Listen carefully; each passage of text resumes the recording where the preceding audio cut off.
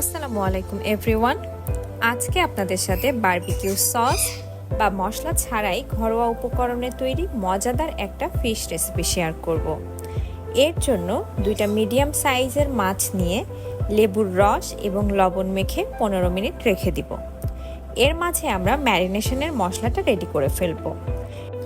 ম্যারিনেশনের জন্য আমরা 1.5 চা চামচ করে জিরা গুঁড়া, ধনিয়া গুঁড়া, মরিচের গুঁড়া, পরিমাণ মতো হলুদ, অল্প পরিমাণে সাদা আর কালো গোলমরিচ গুঁড়া এবং স্বাদ মতো লবণ নিয়ে নিব।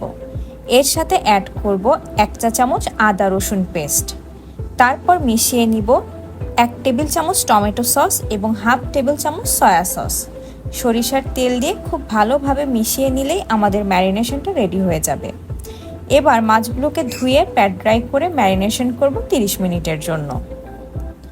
30 মিনিট পরে প্যানে সরিষার তেল গরম করে মাছগুলো দিয়ে এপাশ ওপাশ খুব ভালো করে ভেজে নিতে হবে।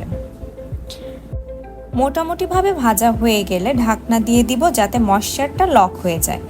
এতে ওপরের দিকটা যেমন ক্রিস্পি হবে, ভেতরটা হবে জুসি। এবারের স্টেপটা কিন্তু মাস্ট ফলো করতেই হবে।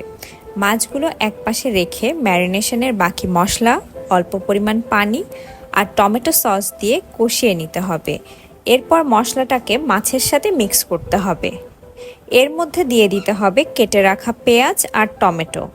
কিছুক্ষণ নেড়ে চুলা বন্ধ করে ঢেকে রাখলেই দেখবেন সেদ্ধ হয়ে গেছে। এবার নামিয়ে সুন্দর করে পরিবেশনের পালা। সাদা পোলাও বা ফ্রাইড রাইসের সাথে এই মাছটা খেতে কিন্তু অনেক মজা। অবশ্যই বাসায় ট্রাই করবেন এবং